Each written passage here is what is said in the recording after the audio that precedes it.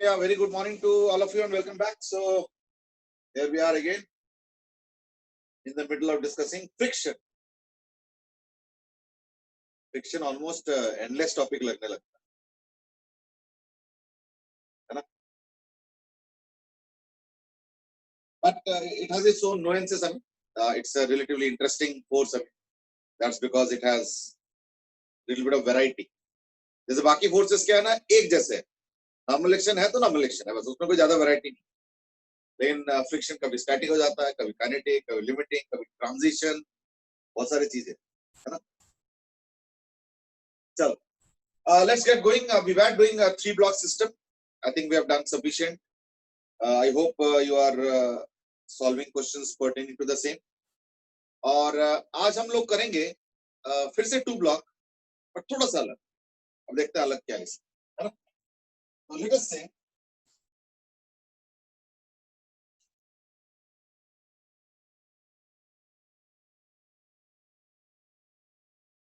ये 2 block है, ज्यादा ऊपर हो गया, चलो कोई नहीं. लेट्स से ये 2 kg है,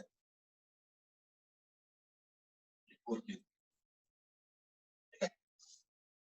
और इसमें फ्रिक्शन 0 है और इसमें फ्रिक्शन है 0.5, ठीक है. इस बार फोर्स पता है कैसे लगाया जा रहा है.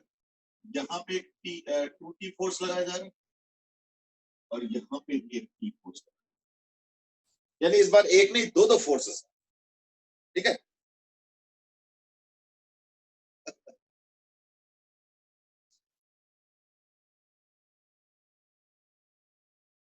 There's a small observation by Garv कि आजकल आप वो 10 मिनट का चिटचैट नहीं करते. चलो ठीक है, कल से फिर शुरू करते हैं. आज तो क्वेश्चन के मोमेंटम में आ गए. ठीक है ना.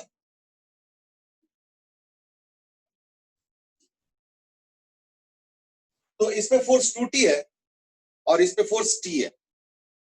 क्वेश्चन वही है, फ्रिक्शन का डायग्राम और एक्सेलरेशन का डायग्राम, ठीक है ना. क्वेश्चन इज फ्रिक्शन का डायग्राम और एक्सेलरेशन का डायग्राम. वही दोनों सेम क्वेश्चन है, क्वेश्चन में अलग कुछ नहीं, बट ये सोचने में अलग तो होगा क्योंकि अब तो एक नहीं है ना, दो फोर्स आ गए, ठीक है ना. तो दो फोर्स आ गए, तो अकॉर्डिंगली तुमको भी थोड़ा सा मैथमेटिक्स में बदलना पड़ेगा. Right. So I give you a 2 minute time to think on it. थोड़ा सा एनालाइज करो कि कैसे फ्रिक्शन के पैटर्न में चेंज होगा धीरे धीरे और कैसे एक्सेलरेशन के भी पैटर्न में चेंज होगा, प्लस वैल्यूज में भी बदलेंगे, है ना. तो all these things you think about care. I am giving you 2 minutes, ठीक है. I am just coming. Sir अब तक यही कराया आपने, फिर और कुछ भी कराया था? नहीं कराया तो कुछ भी नहीं अभी, ये तो जस्ट क्वेश्चन दिया अभी सोचने के लिए. ये थोड़ा अलग टाइप का है तो इसलिए 1-2 मिनट टाइम भी दिया, ठीक है ना.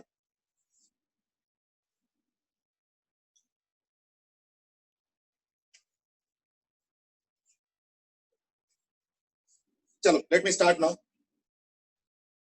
फर्स्ट ऑफ ऑल एकदम स्टार्टिंग में तो फोर्स काफी कम है. अच्छा हाँ, एफ मैक्स कितना है ना, 10 न्यूटन. तो जो मैं कह रहा था इस देखो स्टार्टिंग में तो फोर्स कम है. क्यों? जैसे t is equal to 0.1 second, 0.2 second, 0.3 second, तो फोर्स कम है. लेकिन क्योंकि नीचे फ्रिक्शन नहीं है तो इसलिए ओवरऑल बॉडीज तो मूव करेंगे, है ना. कितना मूव करेंगे ना, नेट फोर्स कितना होगा 2T माइनस T, यानी T नेट फोर्स आ. तो देयरफॉर एकदम स्टार्टिंग इन द बिगिनिंग, ठीक है, इन द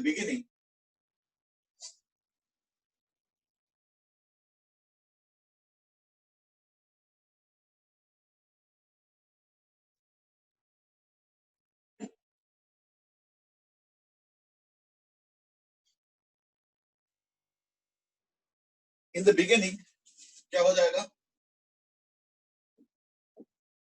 स्टार्टिंग में, मतलब नेट फोर्स T आ गया तो एक्सेलरेशन तो आ गया T/6,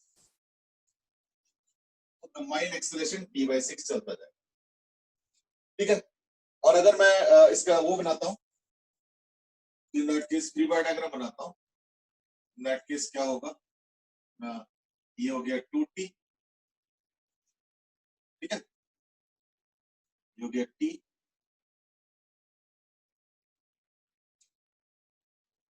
और ये हो गया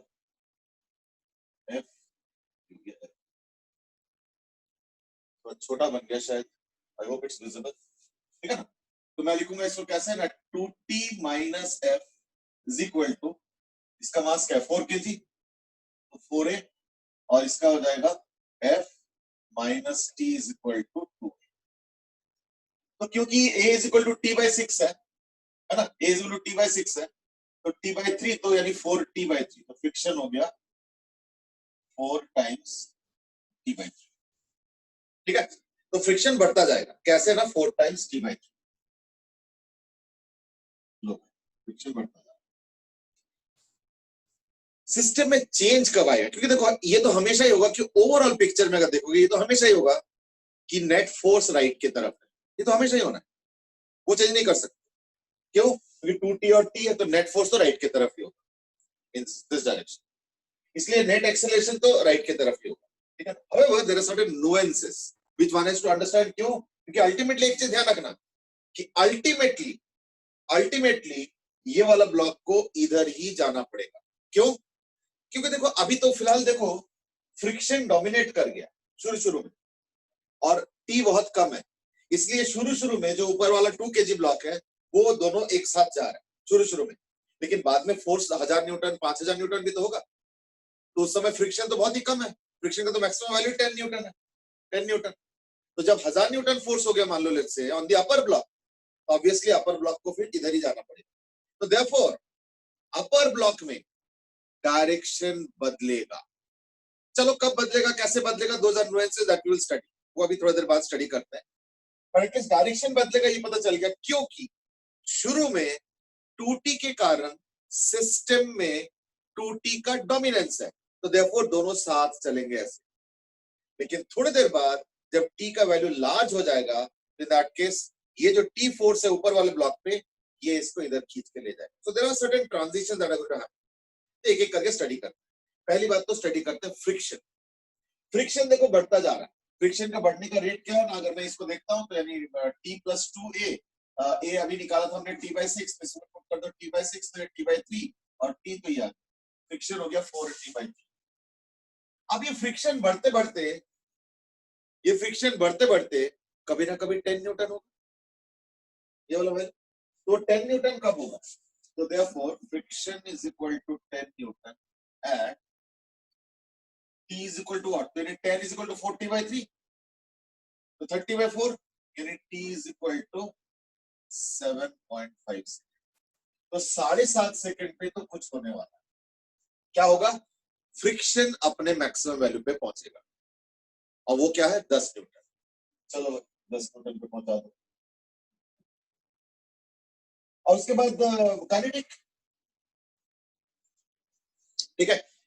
अब एक चीज बताओ, जिस समय फ्रिक्शन अपना वैल्यू 10 न्यूटन 7.5 सेकंड पे पहुंचेंगे, उस समय क्या होगा, क्या बॉडी टर्न करने लगेंगे, मतलब ऊपर वाला बॉडी टर्न कर जाएंगे।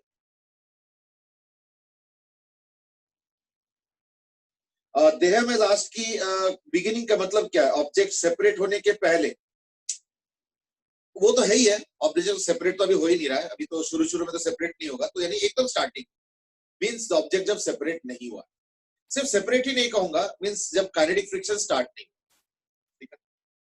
चल एनीवे, तो like I have a more important question that is, ये जो हो गया t 7.5 सेकंड पे, इसके बाद ऊपर वाले ब्लॉक पे क्या होगा ये बताओ, नीचे वाले ब्लॉक को बता दो, यानी t लेस देन, तो therefore t less than 7.5 second पे क्या होगा, a is equal to t by 6, f is equal to 4t by 3, ये तो आ गया। अब मेरा सवाल है कि t ग्रेटर देन 7.5 सेकंड पे क्या होगा, एक तो फ्रिक्शन फिक्स हो गया कितने पे ना 10 न्यूटन, चलो भाई ठीक है, और क्या होगा, क्या ये ओके, अरिहंत सेड कि नहीं, block is accelerating towards right for 2.5 more seconds, यानी 10 सेकंड और एक्सेलरेट करेंगे। चलो देखता हूं, फोर्स ऑफ फ्रिक्शन तो आ गया, ठीक है, और उस समय नेट एक्सेलरेशन क्या है, या एक काम करें t is equal to 7.5 पे देखें क्या हो रहा है, like t is equal to 7.5 पे देखते हैं, t is equal to 7.5, t is equal to 7.5 पे जो नेट फोर्स है, फ्रिक्शन तो आ चुका है 10 न्यूटन, जो नेट फोर्स है वो क्या होगा 7.5 इंटू 215 और इधर हो गया 7.5 है ना, तो नेट फोर्स हो गया 7.5, तो देयरफॉर नेट फोर्स हो गया 7.5 and acceleration will be 7.5 by 6 that is equal to 1.5 यानी मतलब 5 by 4 है ना, 5/4 मीटर पर सेकंड, ये हो गया उस समय का एक्सेलरेशन। ये मैं t इज इक्वल टू 7.5 पे है, हो गया। अच्छा अब देखो फ्रिक्शन तो हो गया काइनेटिक, अब इसके बाद तो क्या ऊपर वाला बॉडी अब पीछे की तरफ मुड़ जाएंगे? द आंसर इज इंटरेस्टिंगली नहीं होगा, थोड़ी देर और चलेगा, थोड़ी देर और चलेगा। अब सवाल है कि कब तक चलेगा, तो वो सब सवाल अभी जवाब देंगे। लेकिन एक चीज हो रहा है क्या कि जो ऊपर वाला ब्लॉक है, ऊपर वाले ब्लॉक पे देखो फ्रिक्शन 10 न्यूटन है और उस समय t 7.5 यानी इसका खुद का जो फोर्स है वो 7.5 न्यूटन, तो that is why the net force on this is 2.5 Newton. लेकिन ये थोड़ा थोड़ा करके चेंज होगा, ये थोड़ा थोड़ा करके चेंज होगा। कैसे चेंज होगा? जैसे t ग्रेटर देन 7.5 कर दिया मैंने,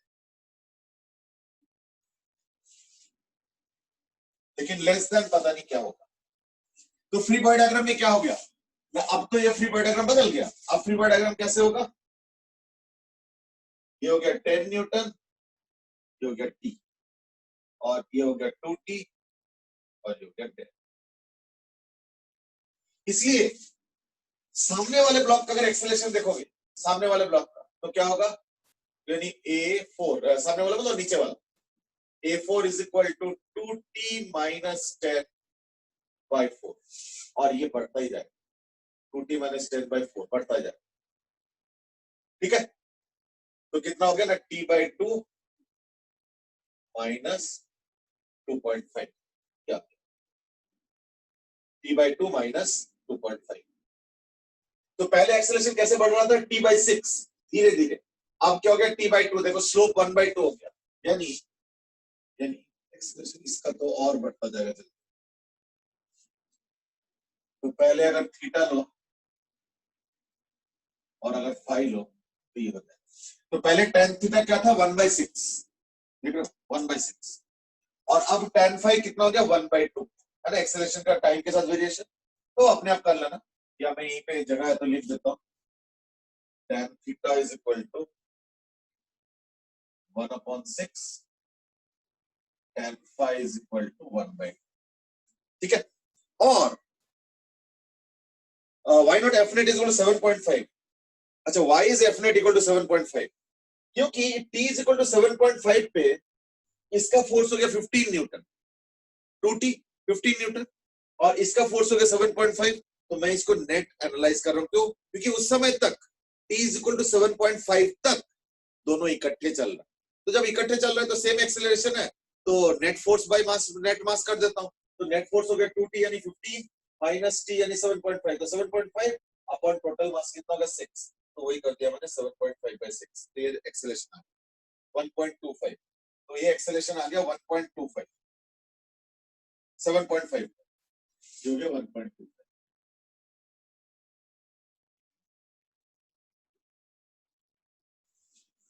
अच्छा अब देखो 10 सेकंड तक क्या होगा, देखो अब तो काइनेटिक फ्रिक्शन फिक्स हो चुका है 10 न्यूटन, वो तो बदलेगा नहीं। 10 सेकंड तक क्या होगा, ये वाला बॉडी का एक्सेलरेशन सामने की तरफ होगा, इसलिए एक मैं और मार्जिन बना रहा हूं, and that is for this. तो A2 कितना होगा, A2 will be equal to 10 minus t by 2, यानी 5 minus t by 2, यानी 7.5 से लेके चलो स्टार्टिंग से बताता हूं, 0 से लेके 7.5 सेकंड तक, 0 से लेके 7.5 सेकंड तक दोनों ब्लॉक्स के एक्सेलरेशन सामने की तरफ बढ़ता जा रहा है। 7.5 से लेके 10 सेकंड तक नीचे वाले ब्लॉक का एक्सेलरेशन तो बढ़ता जा रहा है, और बल्कि और जल्दी जल्दी बढ़ता जा रहा है। इधर ये नीचे वाला ब्लॉक का एक्सेलरेशन, ये हो गया A4, यहां पे तो दोनों बराबर है, A2 is equal to A4, लेकिन 7.5 से लेके 10 सेकंड तक ऊपर वाले ब्लॉक का एक्सेलरेशन होगा तो सामने की तरफ, लेकिन डिक्रीजिंग, क्यों? ये देखो एक्सेलरेशन 5 माइनस टी बाई 2 तो डिक्रीजिंग हो ऑब्वियसली। कब तक? 10 सेकंड तक। तो 10 सेकंड तक डिक्रीजिंग एक्सेलरेशन, यस। तो ये 7.5 सेकंड हो गया, और चलो इसको 10 कर।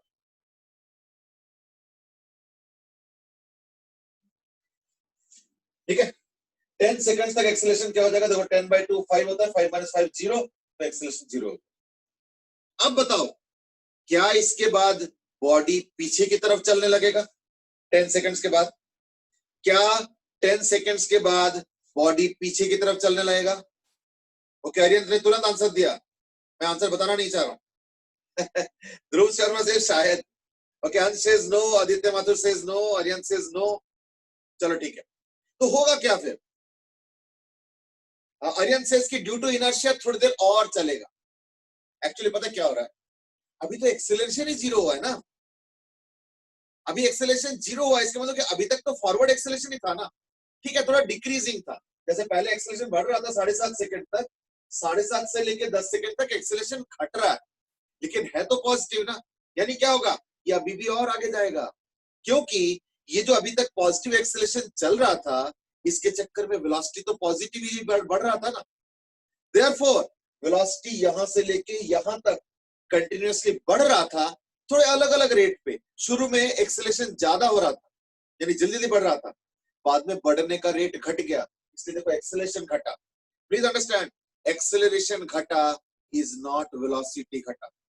अगर एक्सेलरेशन पॉजिटिव है, तो अगर एक्सेलरेशन का वैल्यू घटता भी जा रहा है, तो वेलोसिटी का वैल्यू बढ़ता जा रहा है, ध्यान रखना। हाँ, थोड़ा धीरे धीरे बढ़ रहा है।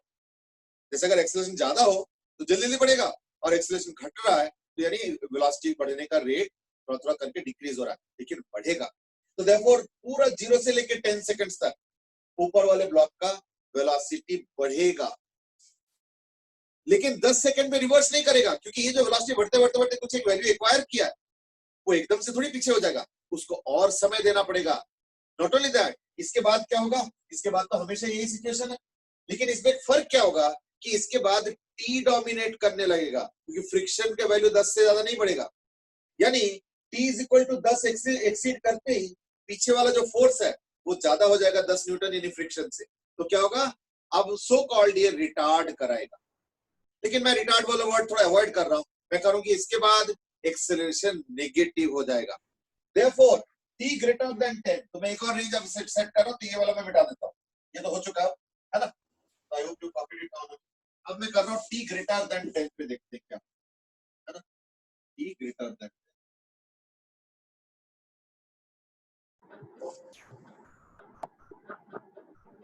हाँ, तो इस बीच में जो फ्रिक्शन है वो तो फिक्स हो चुका है 10 न्यूटन। फ्रिक्शन तो यहीं पे 10 न्यूटन बन गया था 7.5 से। अब मैं t ग्रेटर देन 10 पे आ रहा हूँ। t ग्रेटर देन 10 पे फ्रिक्शन फिक्स हो चुका है 10 न्यूटन। एक्सेलरेशन 4 में कोई चेंज नहीं है, वही वाला है, यानी t/2 - 2.5। ठीक है, इसमें भी एक्सेलरेशन में कोई चेंज नहीं है, it is just that it has become negative, इसलिए a2 is equal to 5 minus t/2, इसमें भी कोई चेंज नहीं है, लेकिन नेगेटिव हो जाएगा। अब बस इतना ही फर्क है, और ये वाला जो चीज था ये पॉजिटिव था, बस इतना ही फर्क। लेकिन एक्सेलरेशन नेगेटिव होने का मतलब ये नहीं कि एकदम से वेलोसिटी रिवर्स कर जाएगा, no. So therefore I have one last question, and that is when will velocity reverse? When will velocity of 2 kg mass reverse? 2 kg mass का velocity reverse कब होगा? That's the final question. ध्रुव गुप्ता बिल्कुल सही बोला है, and that is what कि थोड़ी देर और चलेगा आगे की तरफ, है ना। कब तक?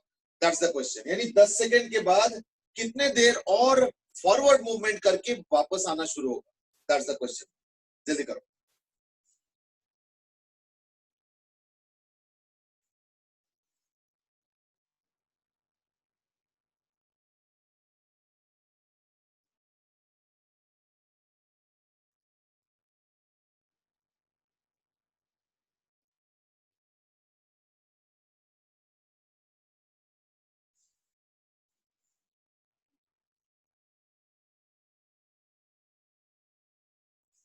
ओके, आदित्य माथुर ने तुरंत एक आंसर दे दिया, दैट इज 15 सेकंड्स। अच्छा, ये 15 मतलब यहाँ पे 5 सेकंड और, या कितने देर और, मतलब 25 सेकंड पे। t इज इक्वल टू कितना, 25।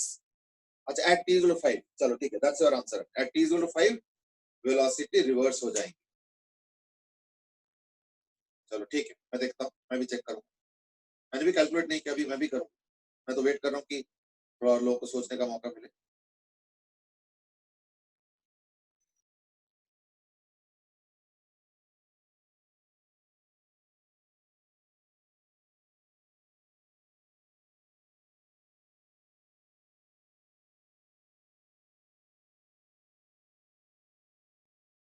चलो, let me now intervene in between,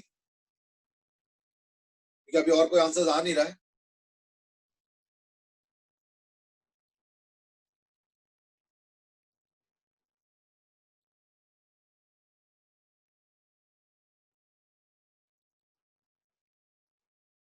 चलो, लेट मी नाउ स्टार्ट। देखो, पहली बात तो सिस्टम को एकदम स्टार्टिंग से देखो, यानी t इक्वल टू 0 से देखो। t इक्वल टू 0 से क्या हो रहा है ऊपर वाले ब्लॉक का, मैं ऊपर वाला ब्लॉक की बात कर रहा हूं। t इक्वल टू 0 पे क्या हो रहा है, वेलोसिटी 0, फिर एक्सेलरेशन बढ़ता जा रहा है, यानी वेलोसिटी बढ़ता जा रहा है, यानी t is equal to 10 seconds तक, t is equal to 10 seconds तक क्या हो रहा है ना, एक्सेलरेशन पॉजिटिव है और उसके बाद एक्सेलरेशन नेगेटिव है। वेलोसिटी रिवर्स कब होगा, जब वेलोसिटी 0 हो जाएगा। अब बताओ, स्टार्ट वेलोसिटी 0 है, एंड वेलोसिटी भी 0 हुआ, इसका मतलब उस वक्त, अगर उसको मैं एंड मानूं तो, मतलब वैसे तो चलता ही जाएगा, बट फिर भी अगर एक मोमेंट के लिए मैं उसको अगर एंड मानता हूं, यानी कि स्टार्टिंग वेलोसिटी 0, एंडिंग वेलोसिटी 0, हमें पता है कि एटी ग्राफ का एरिया होता है चेंज इन वेलोसिटी। वैसे अरियंत का कुछ और आंसर आया, दैट इज 5 + 2 रूट 2.5 × √2। अभी मैं चेक करता हूं। What I am saying is that eighty graph का एरिया होता है change in velocity, starting velocity 0 और 10 सेकंड बाद नेगेटिव एक्सेलरेशन के कारण कभी ना कभी वहां पे भी इसके बाद वेलोसिटी कभी ना कभी 0 आएगा। तो स्टार्टिंग वेलोसिटी 0 और उस वक्त भी वेलोसिटी 0, उसके बाद ये टर्न करेगा, यानी नेट वेलोसिटी क्या होगा, चेंज 0 हो गया। So that has to be equal to area of AT graph. तो मैं एक काम करता हूं, इस ग्राफ को और आगे बढ़ाऊं, यानी हमें क्या करना है समझो जरा, कि अगर तुमको ये पता करना है कि ये बॉडी कब टर्न करेंगे, अगर ये पता करना है कि बॉडी कब टर्न करेंगे, तो उसके लिए मुझे क्राइटेरिया क्या सेट करना है कि जो एरिया आ रहा है ना इसका, इसका जो एरिया आएगा वो इसके एरिया के बराबर होना चाहिए। अच्छा, इसमें एक फायदा है। फायदा क्या, देखो इस लाइन का स्लोप देखो 1/2 है, मतलब -1/2 है, बट 1/2 है ना। तो इसका मतलब क्या हुआ कि अगर ये x हुआ मान लो, तो ये क्या होगा, x/2। ठीक है ना, आई होप ठीक है। स्लोप -½ है ना, तो स्लोप से मैंने लिखा कि x/2 होगा, ये x होगा। तो इस ट्रायंगल का एरिया क्या होगा, इस ट्रायंगल का एरिया क्या होगा, ट्रायंगल का एरिया हो जाएगा हाफ बेस इंटू अल्टीट्यूड, और ये ट्रायंगल का एरिया नेगेटिव माना जाएगा, और इस पॉजिटिव ट्रायंगल का एरिया क्या है, फिर ये जब बराबर हो जाएगा तो क्या होगा, नेट चेंज इन वेलोसिटी 0। तो पॉजिटिव ट्रायंगल का एरिया क्या, हाफ बेस इंटू अल्टीट्यूड कितना है, 5/4, 5/4।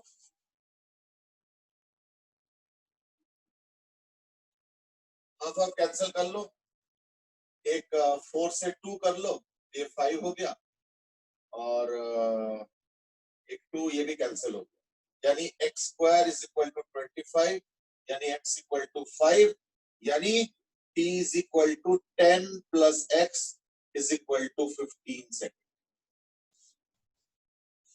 And that is why Sania Rawat ने भी करेक्ट आंसर दे दिया, गर्भ ने भी दे दिया है। Some has asked why should the area be same, अभी मैं एक्सप्लेन कर रहा हूं बेटे, थोड़ा सा रुको। और करेक्ट आंसर और भी आया है, अंश अग्रवाल ने भी दिया है। सबसे पहले तो दिए थे, सबसे पहले दिए थे आदित्य माथुर।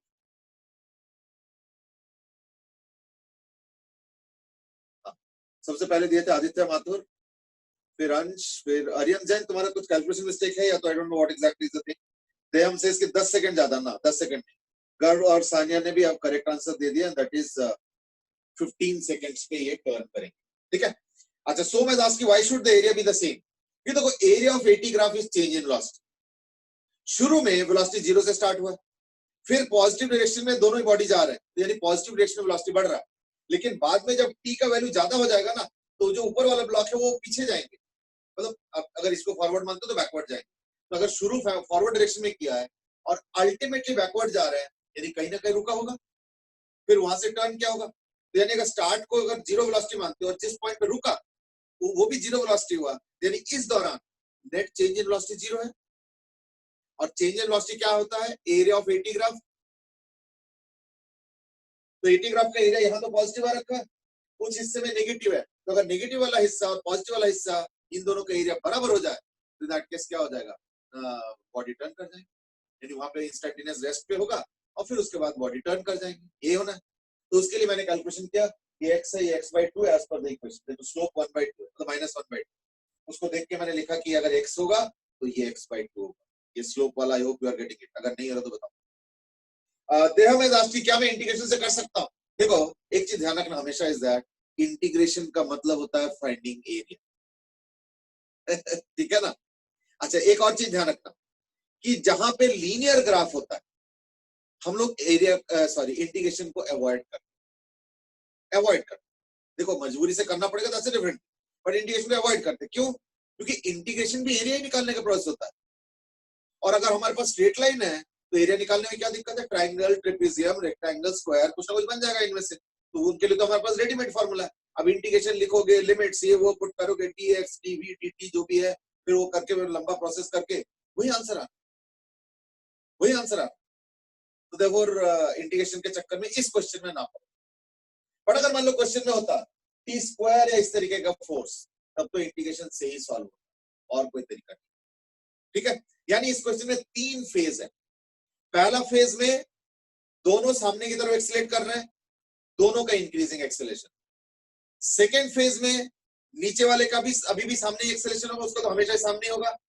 ऊपर वाले का है तो सामने लेकिन रिड्यूसिंग, और नीचे वाले का इंक्रीजिंग, ये हो गया सेकेंड फेज। थर्ड फेज में क्या होगा, नीचे वाले का अभी भी इंक्रीजिंग हो जाएगा सामने की तरफ, लेकिन ऊपर वाले का पीछे की तरफ एक्सेलरेशन स्टार्ट होगा। That is after t is equal to 15 seconds. देखो ये 15 सेकेंड आ गया, ये इसके बाद देखो एक्सेलरेशन अभी भी नेगेटिव है, यानी अब वेलोसिटी नेगेटिव की तरफ चला जाएगा। 15 सेकेंड तक न्यूट्रलाइज करने में लग गया, 15 के बाद अब ये जो ऊपर वाला ब्लॉक है ये पीछे जाना शुरू करेगा।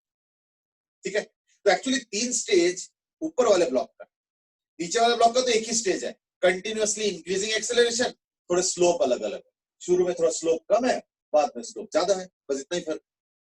ये मैं ऊपर वाले ब्लॉक की नीचे वाले ब्लॉक की बात कर, नीचे वाला ब्लॉक का देखो शुरू में भी एक्सेलरेशन बढ़ रहा है, बाद में भी बढ़ रहा है, पर बाद में बढ़ने का रेट बढ़ गया, स्लोप एक्स्ट्रा है, ज्यादा है। देखिए एक बार पहले स्लोप 1/6 था और बाद में slope 1/2। Now these are the overall this thing.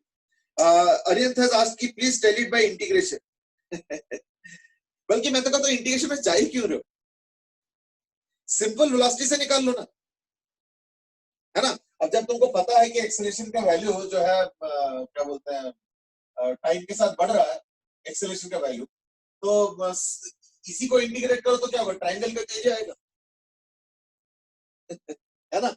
जैसे मैं थोड़ा सा स्टार्टिंग करा देता हूँ, अब जब पूछा है तो एकदम नेग्लेक्ट भी नहीं करना चाह रहा। शुरू में क्या था एक्सेलरेशन, शुरू में था एक्सेलरेशन t/6, तो वेलोसिटी टिल 7.5 सेकेंड क्या होगा, 0 से 7.5 t/6 dt, ये हो गया वेलोसिटी एट 7.5। ठीक है, ये मैं ऊपर वाले ब्लॉक की बात कर रहा हूं।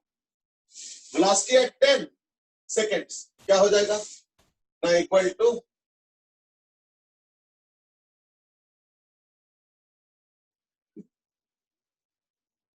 अब 7.5 का तो निकल चुका होगा इसमें कुछ ना कुछ, तो वो यहां रखो dv, ये हो गया v10, और ये हो जाएगा 7.5 से लेके 10 तक, और एक्सेलरेशन आया था आई थिंक 8 का 5 माइनस t/2।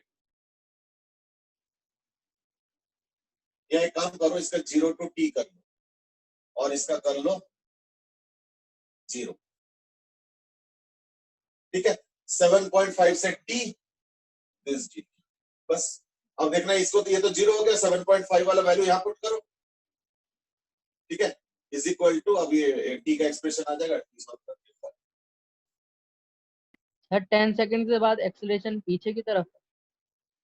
नहीं, एक्सेलरेशन जो है ना पीछे की तरफ, हाँ, 10 सेकंड के बाद एक्सेलरेशन नेगेटिव, और 7.5 से लेके 10 तक एक्सेलरेशन है तो फॉरवर्ड, लेकिन रिड्यूसिंग, सर बोलो। सर t greater than 10 पे हमने t minus 5/2 क्यों नहीं लिखा? सॉरी t/2 minus 5, नहीं लेफ्ट में ये वाला हाँ t greater than 10 पे। नहीं तो A2 वाले तो हम तो इस डायरेक्शन में पॉजिटिव मान रहे हैं ना, हम तो इस डायरेक्शन में पॉजिटिव मान रहे हैं ना, तो friction force 10 Newton positive direction में, और जो दूसरा वाला फोर्स है T वो नेगेटिव डायरेक्शन में, तो नेट फोर्स हो गया 10 माइनस T, और अपॉन मास तो 2 kg है, तो अपॉन 2, ठीक है ना। देखो डायरेक्शन चेंज मत करो इन बिटवीन, इस डायरेक्शन को पॉजिटिव लेते हुए सारे इक्वेशन लिखा, ये वाला भी, तो इसको सॉल्व कर लो, इसमें टी के टर्म्स में एक इक्वेशन बनेगा, क्वाड्रेटिक इक्वेशन बनेगा, सॉल्व करो आंसर आ जाए, चेक करो।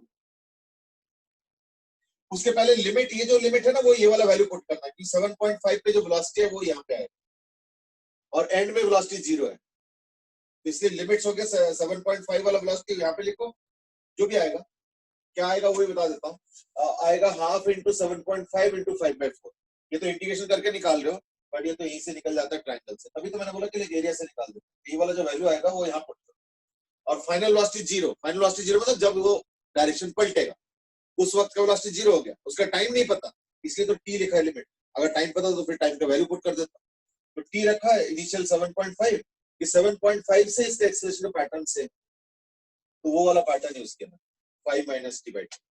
अब इसको सॉल्व करो, इंटीग्रेशन करके सॉल्व करो, आ जाएगा राइट, तो ये क्या भाई इंटीग्रेशन है, तो इंटीग्रेशन कोई मस्ट नहीं था, इस केस में देख रहे हो कि ट्रायंगल से कितना आसानी से आ गया, है ना। चलो, so that was about your two block system with two forces, ठीक है। अब इसमें फ्रिक्शन वगैरह देके उसका स्कोप और बढ़ाया जा सकता है, but I think now we have discussed lot of questions of this kind, I think let's put an end somewhere, क्योंकि एक ही टाइप के डिस्कशन और ज्यादा नहीं करेंगे। और भी कुछ है? Wahbe has asked कि x and x/2 बता दो। ग्राफ में। अच्छा, ग्राफ में ये कैसे आया? ये ना स्लोप का फायदा उठाया मैंने। देखो ये जो A2 वाला लाइन है ना, वो ये वाला लाइन, A2 वाला लाइन, वो A2 एक्चुअली y एक्सिस है, तो A2 का ग्राफ ये है और उसका स्लोप है -½ तो स्लोप -½ का मतलब क्या था? tan थीटा -½ तो ये वाला tan थीटा -½ है, स्लोप तो ये वाला एंगल होता है ना, तो यानी ये वाला tan थीटा क्या होगा? +½ ये जो tan थीटा है, या जो भी कहना चाहते, थीटा तो ऑलरेडी यूज हो गया, tan अल्फा कह लो, जगह बिल्कुल नहीं है तो इसलिए मैं थोड़ा मिटा दूं, अब तो जरूरत नहीं, आपको कॉपी कर लिया होगा, है ना। तो ये जो एंगल है ना, ये tan अल्फा हो गया ½ इसको अगर अल्फा बोलते हो तो, इस एंगल को अगर अल्फा बोलते हो तो दैट केस tan अल्फा ½ हो गया। तो tan alpha is what? This by this, तो मैंने इसको अननोन x लिया है, तो ये क्या होगा? x/2, वो tan अल्फा ½ से आ रहा है। tan अल्फा एक्चुअली -½ है, बट देन वो वाला माइनस तो तब ना जब ये वाला एंगल लोगे, हमने तो उसका सप्लीमेंट्री एंगल लिया तो +½ हो गया, तो tan अल्फा ½ तो अगर ये x होती है x/2। अब क्लियर है भव्या? Yes. चलो ठीक है। Ariyat has asked, can we find velocity at t is equal to 10 and then integrate? इसको तोड़ना क्यों चाहते हो? देखो, what you are suggesting is that कि मैं एक काम करता हूँ, velocity at 10 निकाल लेता हूँ, तो velocity at 10 के लिए ध्यान रखना, दो इंटीग्रेशन करने पड़ेंगे। क्यों? क्योंकि शुरू का इंटीग्रेशन अलग है, ये इंटीग्रेशन अलग है, तो यानी velocity at 10 के लिए पहले दो इंटीग्रेशन करो, फिर 10 से लेके और t तक या जो भी तक लेना चाहते हो उसके लिए एक और इंटीग्रेशन, तो तीन इंटीग्रेशन हो गया ना। यहाँ पे एक तो बचाओ, या तो दो इंटीग्रेशन से कर रहा हूं मैं। अगर तुम उसको तोड़ना चाहते हो कि भाई 7.5 तक अलग करो इंटीग्रेशन, 7.5 से लेकर 10 तक अलग इंटीग्रेशन करो, और फिर 10 ऑनवर्ड्स अलग इंटीग्रेशन करो, you are unnecessary running into 3 integrations, जबकि यहां से लेके यहां तक सिंगल लाइन, तो एक ही इंटीग्रेशन से मामला चल जाता है। ये चीज ठीक है, तो therefore if you ask me can I do it or not, yes you can, but that will be unnecessarily prolonging the solution. ठीक है ना, इसलिए जरूरत नहीं.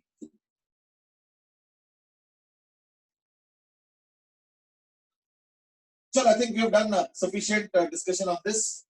So like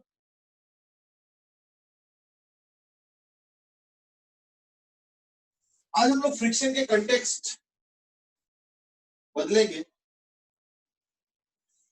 in the sense कि एक और कंसेप्ट भी हम इंट्रोड्यूस कर देते हैं, and that is circular motion.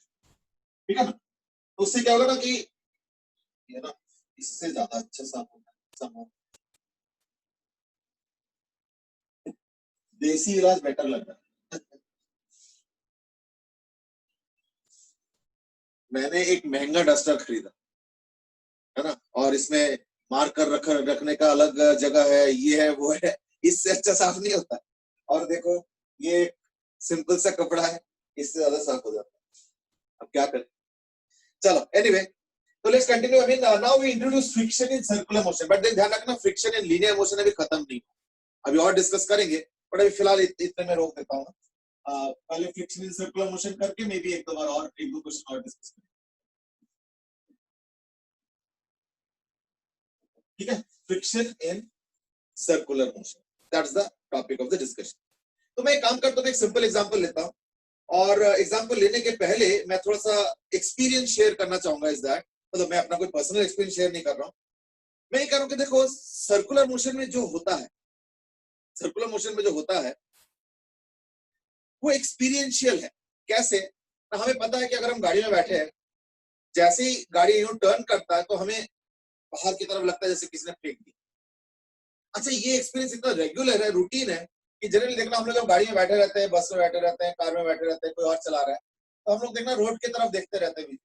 क्यों, क्योंकि मान लो कोई शार्प टर्न है तो एकदम से हम झुक जाएंगे तो चोट लग सकता है, तो चला सर किसी पे लग गया या कुछ भी हो सकता है. रॉड वॉड रहता है गाड़ियों में तो पता ही है, ऑल मेटलिक एंड ऑल, कई बार शार्प एजेस भी होते हैं तो उसमें चोट लग सकता है. खिड़की में भी रॉड्स होता है. तो जनरली हम लोग देखना रोड की तरफ ध्यान देते रहते हैं, और अकॉर्डिंगली जैसे हमें दिखता है कि अरे टर्न है, जनरली देखना हम लोग बॉडी को अलर्ट कर लेते हैं, जनरली थोड़ा टाइट हो जाते हैं देखना, या थोड़ा सा इस तरफ जो है ना थोड़ा सपोर्ट ज्यादा कर देते हैं. ये सब हम लोग कॉन्शियसली करते रहते हैं as we are in the road. लेकिन मान लो कोई नया बनता है, उसके लिए ये सब चीजें नया है, उसको कुछ नहीं पता. से ऐसे कौन होगा नया बंदा, तो मैं एक काम करता हूँ, एक इमेजिन करता हूँ कि सपोज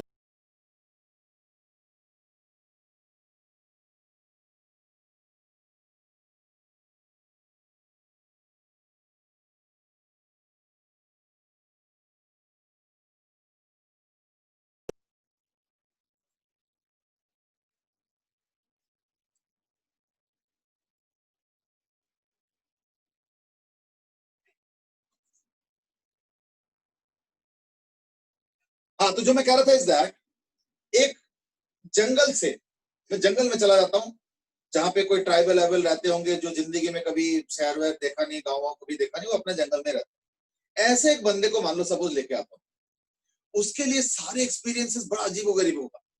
क्यों, उसके लिए तो सिंपल चीजें भी बड़ा अजीबोगरीब होगा. कैसे बताता हूं मैं, उसको बस में बैठा दो, चलो भाई बैठे हैं,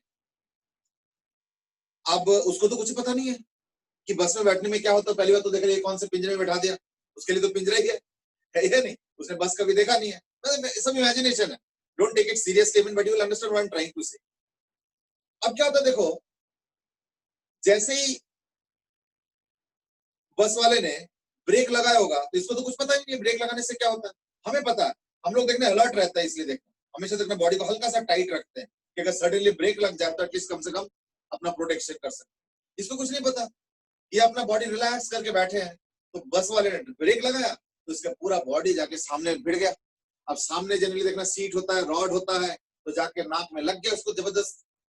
अब देखो ये पहली बार ऐसी चीज फेस किया कि कितना अच्छा मस्त बस में बैठा हुआ था, हवा आ रहा था इधर से उधर से, आजकल तो बारिश का मौसम भी है, बड़ा मस्त वेदर भी है, और जाके नाक में चोट लग गया.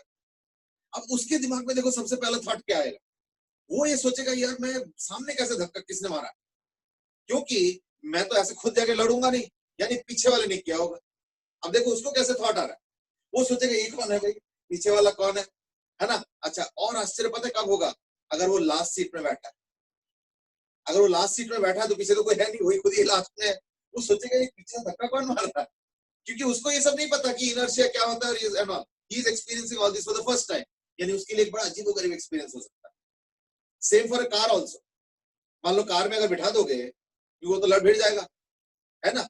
तो कार में अगर बिठा दोगे तो दैट केस क्या होगा ना, जो है कार टर्न करेंगे, टर्न करते उसका बॉडी ऐसे हो जाएगा, उसका भी एक्सपीरियंस उसको नहीं है। So therefore, there are a lot of experiences which happen with us, which has become very routine, and hence we don't even react and respond. But these are very interesting experiences by themselves. These are all inertia related, I agree.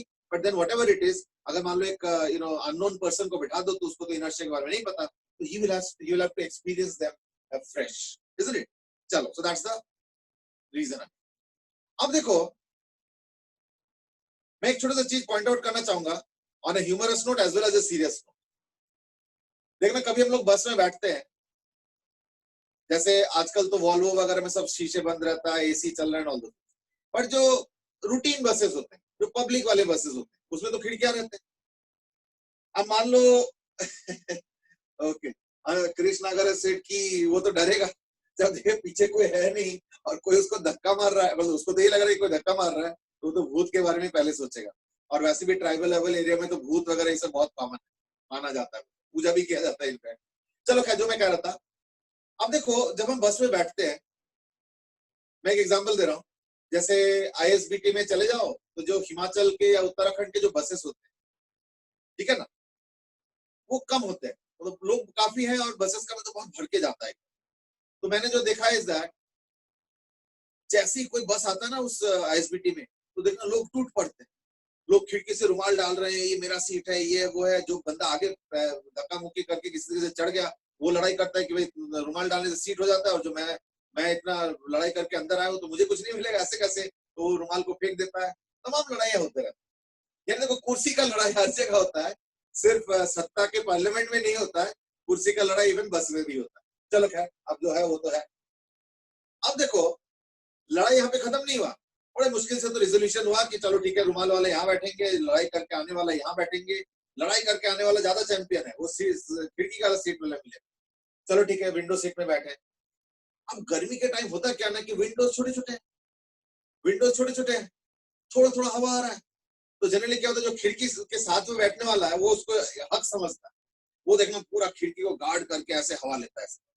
और जो बाकी इधर वाले बैठे हैं, वो बेचारे जो है, जब खिड़की वाला सामने झुका हुआ है तो देखना बाकी साइड वाले पीछे झुक जाते हैं, इधर से जो बचा कुचा हुआ है वो मिल जाए। यानी देखो कितना बड़ा प्रॉब्लम है, क्यों? क्योंकि हमने खिड़कियों को छोटे साइज का बनाया।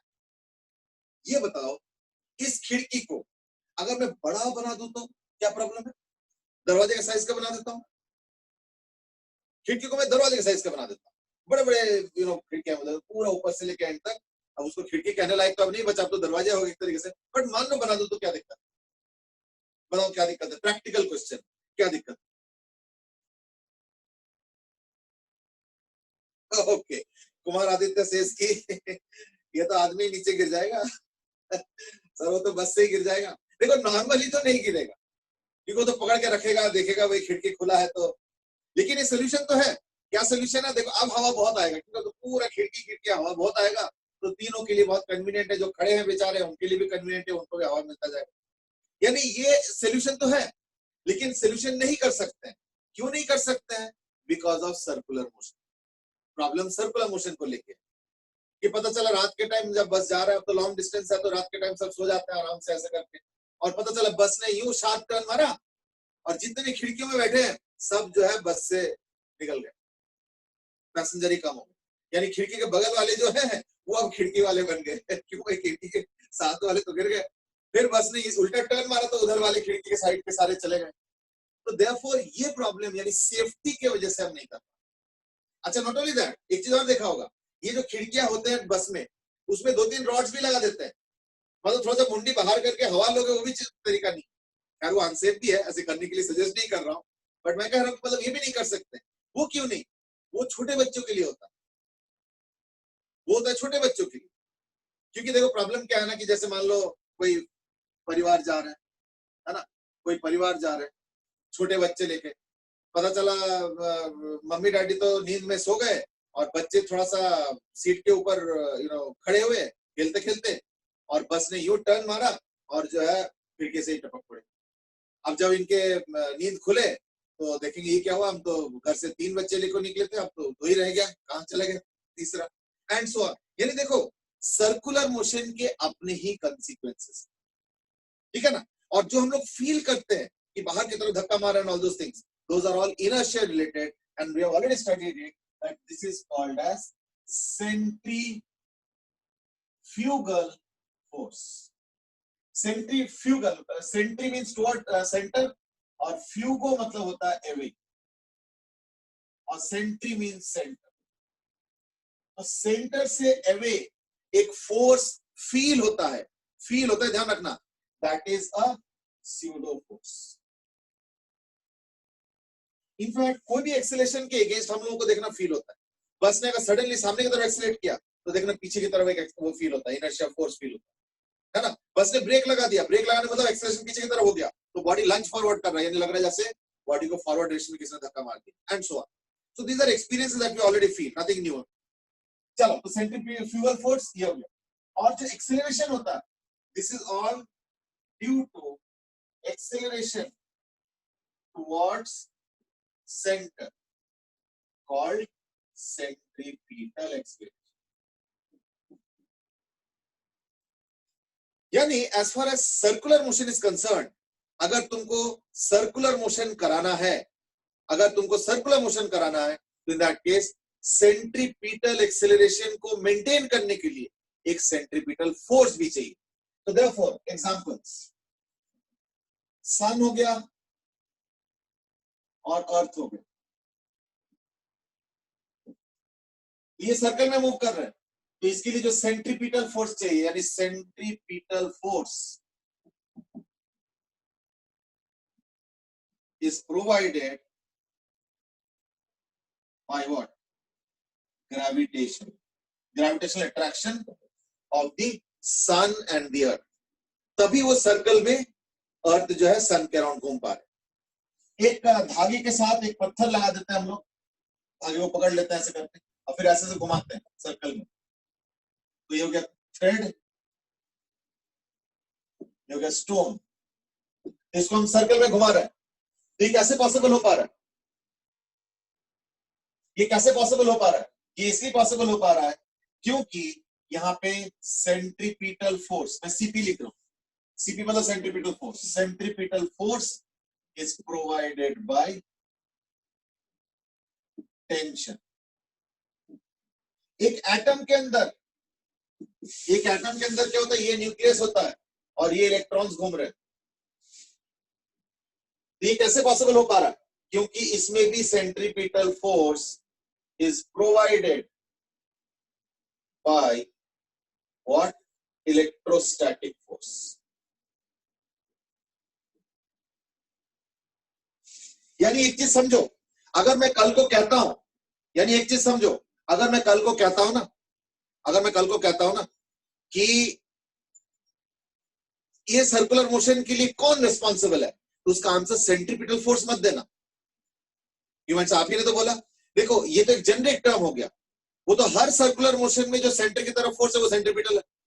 लेकिन प्रॉब्लम क्या कि हमारे पास जो लिस्ट ऑफ फोर्स बनाए गए थे उस दिन, अगर याद होगा, हमने क्या क्या बनाया? Weight, normal action, tension, friction, spring force, ये हमने पढ़ा।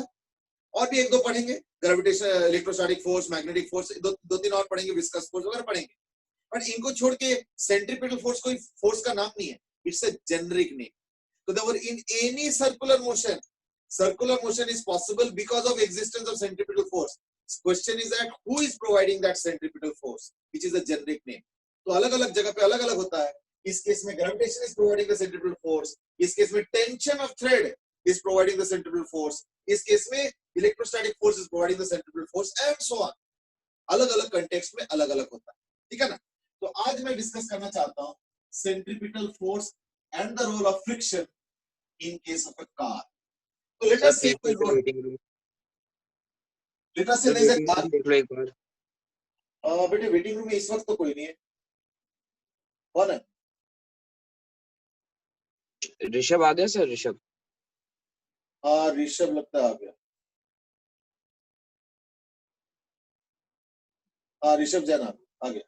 हाँ तो जो मैं कह रहा था let's say there is a road अभी ऑफ रेडियस आर और ये कार ऐसे जा रहा है व्हाटएवर जो भी कुछ v वेलोसिटी से जा रहा है। अभी बताओ इस कार को सेंट्रीपिटल फोर्स कौन प्रोवाइड कर रहा है? इस कार को सेंट्रीपिटल फोर्स कौन प्रोवाइड कर रहा है? यस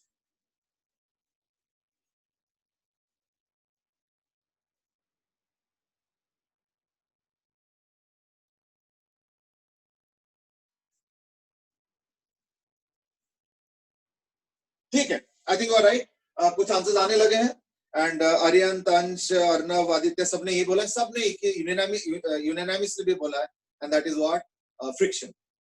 बिल्कुल सही बात है या नहीं? अब तो और भी लोगों ने बोलना शुरू कर दिया, स्नेहा, हर्षित, आदित्य, एवरीबॉडी, अर्नव, एवरीबॉडी। तो यानी बेसिकली क्या हो रहा है ना, इस केस में अगर कार का मास m है तो यानी ये कार सक्सेसफुली टर्न को नेगोशिएट इसलिए कर पा रहे हैं क्योंकि friction is providing that centripetal force. और सेंट्रीपिटल फोर्स का फॉर्मूला याद करके तो दो फॉर्मूला होता है, एक m ओमेगा स्क्वायर r भी होता है, पर ओमेगा की जगह हम लोग v प्रेफर कर रहे हैं क्योंकि जनरली कार का वेलोसिटी दिया रहा है, कार का ओमेगा तो जनरली दिया नहीं रहा है जनरली, है ना? तो उस हिसाब से फिर m स्क्वायर बाय r। और ये बाकी में भी यही है, इसमें जो ग्रेविटेशन फोर्स है अगर ये कैपिटल M है ये स्मॉल m है, ये क्या होगा g capital M by small m by r square is the gravitational force that will provide the mv square by r अगर अर्थ का वेलोसिटी भी है। सब में यही है। अभी मैंने टेंशन और एटॉमिक स्ट्रक्चर का बनाया था, सब में यही है। जो थ्रेड वाला बताया था मैंने तो उसमें t is providing that mv square by r and so on, या m omega square r depending on कि ओमेगा दिया हुआ या v दिया हुआ, ठीक है ना? बट इसमें एक छोटा सा इश्यू है। Issue is like this that as I go on increasing the velocity, friction has to increase। चलो ठीक है, वो तो कर जाता है, कोई बात। क्यों? क्योंकि फ्रिक्शन का वैल्यू जीरो तो होता नहीं है, कुछ ना कुछ वैल्यू होता है मैक्सिमम। लेकिन इसमें एक प्रॉब्लम क्या है कि मैक्सिमम वैल्यू भी तो होता है। That means as v is increased, friction has to correspondingly increase। लेकिन फ्रिक्शन एक लिमिट के बाद तो इंक्रीज कर नहीं पाएगा, एक लिमिट के बाद फ्रिक्शन तो बढ़ नहीं पाएगा। What is that maximum limit? F max क्या है? Mu M. और इस केस में ये तो खैर थोड़ा सा बर्ड्स आई व्यू है, ऊपर से देख रहा हूं, बट इसके अगर तुम देखोगे तो नॉर्मल एक्शन क्या होगा? mg यानी equal to what? Mu M. यानी ये गाड़ी को मैं उतना ही मैक्सिमम फास्ट मूव करा सकता हूं जितना कि फ्रिक्शन परमिट कर रहा है। फ्रिक्शन कितना परमिट कर रहा है? मैक्सिमम म्यू एम, उससे ज्यादा फ्रिक्शन नहीं हो सकता। देयरफॉर मैं लिखूंगा m v max स्क्वायर हो गया बाय r। पहले तो मैंने लिखा था mv square by r into f। This f is static friction. Now you might say गाड़ी तो चल रहा है, यू माइट से गाड़ी तो चल रहा है, तो मैंने इसको स्टैटिक फ्रिक्शन क्यों लिखा है? गाड़ी तो चल रहा है तो फिर स्टैटिक फ्रिक्शन क्यों लिखा है मैंने? ओके, फ्रिक्शन का आंसर कुछ लोगों ने और ने भी दिया है, हर्षित, स्नेह, आदित्य, उन्होंने भी सही दे सर दिया। फ्रिक्शन क्यों होगा सेंट्रीपिटल वाला? फ्रिक्शन क्यों होगा बोल रहे हो? Yes sir. नहीं तो और कौन होगा बताओ? सेंटर के तरफ और कौन फोर्स देगा? वर्टिकली तो ग्रेविटी हो गया, वर्टिकली अबव हो गया नॉर्मल एक्शन, और एक हॉरिजॉन्टल फोर्स चाहिए क्योंकि ये जो सर्कल है ये हॉरिजॉन्टल है, तो यानी friction has to be centripetal. और हॉरिजॉन्टल फोर्स और कौन देगा? फ्रिक्शन के अलावा तो और कोई फोर्स नहीं, ठीक है ना? और वैसे भी अगर इनर्शिया के हिसाब से देखोगे तो हमने क्या बोला था कि जैसे सर्कल में मूव करते हैं तो हमें लगता है जैसे हमें कोई फेंक रहा है बाहर की तरफ, यानी बाहर की तरफ कोई फेंक रहा है, तो उसको रोकने के लिए क्या होगा? Friction will automatically generate towards the centre to provide the centripetal acceleration. That's what I written, friction is providing the centripetal acceleration. But my question was little different later on. मैंने एक दूसरा क्वेश्चन पूछा था कि गाड़ी तो चल रहा है, मैंने स्टैटिक फ्रिक्शन क्यों बोल दिया इसको? वो तो बाद में मैंने म्यूएमजी लिखा है, वो तो बाद की बात, वो तो मैक्सिमम वैल्यू लिखा है। बट मैक्सिमम के पहले देखो गाड़ी कभी भी मैक्सिमम वाले पे चलता नहीं, वो तो रिस्की हो जाता ना, तो गाड़ी कम स्टेट कर सकते हैं, तो गाड़ी चलता है उससे कम में, और मैंने उसको बोल दिया स्टैटिक फ्रिक्शन। गाड़ी चल रहा है, फ्रिक्शन स्टैटिक, ये क्या चक्कर है?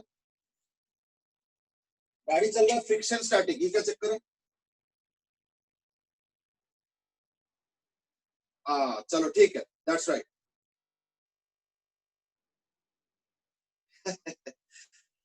ध्रुव शर्मा से शायद गलती से लिख दिया होगा। गलती से नहीं लिखा, अभी सवाल नहीं पूछ रहा हूं, ऐसे नहीं होगा। ठीक है, अंश has given a better answer, that is wheels are rotating but each time a new point is coming in contact। ना देखो, पहली बात तो इस बात पे तो आश्चर्य होना ही नहीं चाहिए कि बॉडी चल रहा है और फ्रिक्शन स्टैटिक, इस बात पे आश्चर्य बिल्कुल नहीं होना चाहिए। क्यों? इस पे तुमने बहुत डिस्कस किया। ये चलने वाला क्या होता है? ये जो वॉकिंग हम कर रहे हैं, ये देखो बॉडी तो चल रहा है, बॉडी चल रहा है, लेकिन क्या फ्रिक्शन काइनेटिक हो गया? नहीं ना, फ्रिक्शन काइनेटिक तो स्लिपिंग के टाइम होता है ना, तो हम तो गाड़ी चला रहे हैं बिना स्लिप किए, है ना। And the language of Ansh has used is very right and we some more have used, I mean Krishna बोल रहे हैं कि हॉरिजॉन्टल रिलेटिव मोशन 0 है पॉइंट ऑफ कांटेक्ट। बिल्कुल सही बात है, ये भी सही आंसर है। आयुष has said कि car is moving tangentially while friction will act radially। ना, ये एक्सप्लेनेशन उतना अच्छा नहीं, ये उतना अच्छा नहीं है, ये इतना अच्छा नहीं है। अच्छा एक्सप्रेशन ये है कि जिस समय पॉइंट ऑफ कांटेक्ट, मतलब जो व्हील का है, व्हील का जो पॉइंट ग्राउंड को कांटेक्ट पे, ग्राउंड के कांटेक्ट पे आता है, वो उस समय ग्राउंड पे यानी जमीन पे स्लाइड नहीं करता है। उस समय क्या करता है वो? उस समय वो सिर्फ कांटेक्ट पे आता है और चला जाता है। याद करके देखो, मैंने डायग्राम भी बनाया था ये,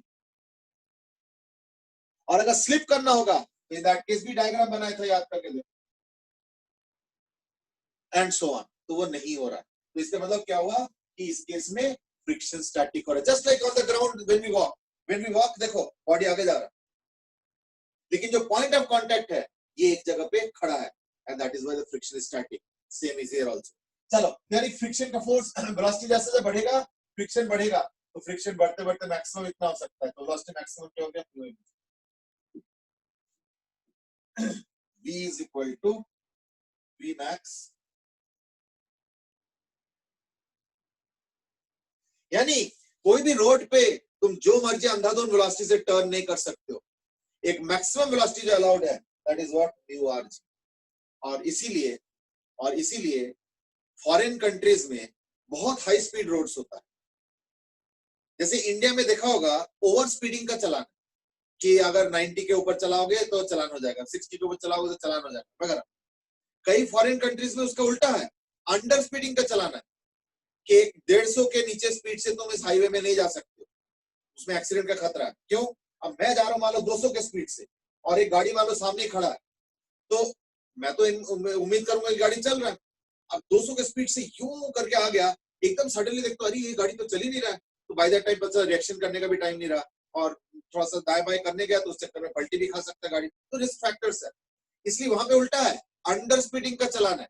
यानी अगर स्लो स्पीड से जाओगे तो चलान हो जाएगा, और चलान वहां पे डायरेक्ट होता है। वहां पे जो वो होता है ना, क्या बोलते हैं, number plates, they are all digitized and are under GPS है ना। तो अगर तुम अंडर स्पीड से चल रहे हो, या अगर कहीं पे ओवर स्पीडिंग का तो ओवर स्पीड से चल रहे हो, तो ऑटोमेटिक जो स्पीड गन्स होते हैं वो उसको डिटेक्ट करते हैं, और डिटेक्ट कर लेते हैं कि ये वाला गाड़ी अंडर स्पीड या ओवर स्पीडिंग में चल रहा था, और उसका इतना फाइन होता है, और वो डायरेक्ट बैंक अकाउंट से कट जाता है। तो चला तनख्वाह आया, और 10 दिन बाद सोचा कि चलो कुछ आज कुछ खर्चा करने के लिए निकालते हैं, पता चला रोज मैं अंडर स्पीडिंग करके या ओवर स्पीडिंग करके चलान कट रहा है मेरा, मुझे पता भी नहीं है, और तनख्वाह जो है फाइन में चला, और हेवी फाइन होता है। ठीक है ना? Okay, anyway let's carry on. यानी इससे ज्यादा वेलोसिटी से तुम नहीं चला सकते, that's the speed limit. But एक प्रॉब्लम है, एक चीज बताओ, इंडिया में, अच्छा फॉरेन कंट्रीज में क्या होता है कि जो टर्न्स होते हैं ना, उसके 5-10 किलोमीटर पहले से ही बड़े बड़े साइन बोर्ड लगाए जाते हैं, वहां पे बहुत हाई स्पीड से टर्न होता है कि left turn 5 kilometres ahead, drive at 160 kilometre per hour, ये लिखा रहता है बड़े बड़े sign board, so that as a driver मैं चौकन्ने हो जाऊंगा कि अच्छा मतलब थोड़ी देर बाद जो है एक लेफ्ट टर्न आने वाला, ठीक है, और उसमें मुझे 160 पे चलाना है, तो मैं अभी कितने पे चला रहा हूँ? 180, चलो ठीक है, थोड़ा सा स्पीड कम कर लेते हैं। अच्छा कितने में चल रहा है? 120, चलो ठीक है, थोड़ा स्पीड बढ़ा लेते हैं, तो 160 कर लो, और अब चलाओ, तो देखना वो टर्न आ जाएंगे और बड़े आराम से तुम निकल जाओ। भाई से इतना बताने की जरूरत क्या है? वो तो हमें दिखता है कि रोड टर्न है, रोड टर्न तुमको दिखता है, पर उस रोड पे कितना वेलोसिटी से चलना चाहिए ये कैसे पता चलेगा? इसका कैलकुलेशन कैसे करोगे? या वहां पे रुकोगे फिर रोड को जज करोगे, हाँ इसका म्यू ज्यादा है यानी इसका वीमैक्स ज्यादा होगा, ऐसे करके जाओगे क्या? नहीं ना। तो यानी क्या हो रहा है, हमें पहले से कैसे पता चलेगा एज ए ड्राइवर? इसलिए साइन बोर्ड पे लगाया जाता है। इंडिया में तो ऐसा होता है, इंडिया में तो अपने ही भरोसे जाना पड़ता है। अरे बाप रे, टर्न आ गया, चलो भाई स्लो हो जाओ, नहीं तो कहीं गाड़ी ना पलट जाए। सो तो देयरफॉर इन सर्कुलर मोशन अगर हॉरिजॉन्टल ग्राउंड यानी इसको हम लोग बोलेंगे फ्लैट रोड, क्या होता है? There is a Vmax beyond which you can not negotiate the turn. इससे कम करो कोई दिक्कत नहीं है, अगर V लेस देन Vmax है तब तो इसका इक्वेशन ये है, तो this is for V less than Vmax। और अगर Vmax पे चल रहे हो तो ये, so now you might ask, अगर V को Vmax से ज्यादा कर दूंगा तो क्या होगा? पहली बात तो Vmax को ज्यादा करने के पहले ही क्या होगा, ये गाड़ी स्किड करने लगेगा, और skidding in a turning is highly dangerous. क्यों? टर्निंग में स्किड कर जाए ना, उसके बाद पूरा गाड़ी आउट ऑफ कंट्रोल हो जाता है, उसको पता नहीं क्या हो जाएगा, इधर उधर होके गाड़ी पलटी भी खा सकती है, लॉट ऑफ इश्यूज है। तो इसलिए सर्कुलर मोशन में बहुत सारे ऐसे प्रैक्टिकल चीजें होता है जो कि हमारे लिए प्रॉब्लमेटिक, बट चलो ठीक है, व्हाटएवर इट इज, है ना। तो like this is the maximum speed with which you can negotiate the turn. आज टाइम नहीं है, इसलिए मैं उसका दूसरा टॉपिक इंट्रोड्यूस नहीं कर रहा हूँ, कल करेंगे, and that is foreign countries में ये जो मैंने बोला ना कि 160 पे चलो, इसका जो रोड होगा ना वो फ्लैट नहीं होगा। इसका जो रोड होगा वो ऐसे नहीं होगा कि यूं ऐसे चला गया, नो। इसका रोड देखना स्ट्रेट जा रहा है, फिर जहां पे कर्व होगा ना वहां देखना ऐसे हो जाएगा, और फिर दोबारा स्ट्रेट होगा, फिर ऐसे चला। That's how the roads are. ये ज्यादातर जो है ना फॉरेन कंट्रीज में मिलेंगे, इंडिया में मिलता नहीं। उसके कई वजह है, वो भी हम लोग कल डिस्कस करेंगे। इंडिया में ऐसे बनाने में क्या दिक्कत है ना, इंडिया में बनाने में बहुत सारी दिक्कत, क्या क्या दिक्कत है वो इंटरेस्टिंग है, वो हम लोग जो है कल डिस्कस करेंगे, ठीक है ना। तो अभी फिलहाल हमने इतना ही नॉलेज गेन किया है कि अगर एक हॉरिजॉन्टल रोड पे तुमको अगर कार को या किसी भी व्हीकल को नेगोशिएट कराना है, in that case you can not drive too fast, you have to drive at less than this, not even equal to. या Dhruv Gupta has already mentioned the name of the topic, कि वो जो road को टेढ़ा कर दिया, इसको हम लोग कहते हैं बैंकिंग ऑफ रोड्स। बिल्कुल सही बात है, the topic is actually on banking of roads, that's what we will be discussing tomorrow। एक क्वेश्चन और भी है शायद, and that is sir, wheels go ahead so friction should be against the direction too, but here friction is radial। No Ansh, what happens is that friction will be opposing whatever kind of relative motion tendency is there। तो इसमें क्या हो रहा है, देखो कि गाड़ी जब स्ट्रेट जा रहा है तो अलग कहानी, तो उसका तो पता ही है, इसलिए मैं उस पर जा नहीं रहा। जैसे ही गाड़ी को टर्न कराता हूं मैं, तो हमने पढ़ा है कि उसके चक्कर में एक एक्सेलरेशन होता है towards the centre. Any acceleration requires a force, तो वो सेंटर की तरफ जो एक्सेलरेशन है ओमेगा स्क्वायर आर वाला सेंट्रीपिटल, उसके लिए फोर्स चाहिए, कौन देगा? Obviously friction. तो friction does play a role in this case, ठीक है ना। चलो, that's the end of the discussion for today। I mean, we will continue tomorrow। Tomorrow we will be talking about bank roads and all, as was rightly pointed by तो Dhruv। Centrifugal force है, centrifugal force हमेशा नहीं लग रहा होता ना। देखो centrifugal force के बारे में तो हम बात ना भी कर सकते, क्यों? क्योंकि वो तो स्यूडो फोर्स है। तो मैंने पहले ही बोला कि स्यूडो फोर्स तो तब ना जब तुम नॉन इनर्शियल फ्रेम में जा रहे हो, तो हम तो दूर से देखें, हम तो बाहर से देखें। तो यू माइट से कि सेंट्रीफ्यूगल फोर्स के बारे में बात कब करेंगे, ना तुम कार के अंदर बैठ जाओ, कार के अंदर बैठोगे तो यानी कार का जो एक्सेलरेशन वो तुम्हारे भी आ गया। अब तुमको सेंट्रीफ्यूगल फोर्स के बारे में बात करना पड़ेगा, क्यों? क्योंकि अब तुम नॉन इनर्शियल फ्रेम में। तो मैं जो भी सोल्यूशन या इक्वेशन लिख रहा हूँ, ये मैं बाहर से देख के लिख रहा हूँ। मैं यहाँ पे एक ऑब्जर्वर हूँ और मैं एक स्टेशनरी ऑब्जर्वर हूँ, मैं देख रहा हूँ गाड़ी को, तो मेरे हिसाब से ये इक्वेशन बने। पर अगर तुम गाड़ी के अंदर बैठे हो, इन दैट केस तुमको सेंट्रीफ्यूगल फोर्स के बारे में बात करना, ठीक है ना। That's the condition. चलो, we will discuss that tomorrow in that case, ठीक है ना। तो कल के लिए रखते हैं उसको, और बाकी जो है आई थिंक एसवीटी का मार्क्स पता नहीं अभी तक क्यों नहीं रिलीज किया, चलो देखते हैं, शायद आजकल मैं कर ठीक है। चलो, ओके बेटे, आज के लिए इतना ही। Have a good day. Thank you sir. Thank you sir. Okay बेटे, थैंक यू एंड बाय।